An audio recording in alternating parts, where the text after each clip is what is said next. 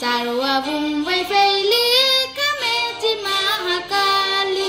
सायो थुङ्गा फुलका हामी दिमाला नेपाली सार्वभौम भई फैलिएका मेची महाकाली प्रकृतिका कोटि कोटि सम्पदाको अचल बिहारका रागटाले स्वतन्त्र र अटल ज्ञान भूमि शान्ति भूमि तराई पहाड हिमाल खण्डायो प्यारो हाम्रो मातृभूमि नेपाल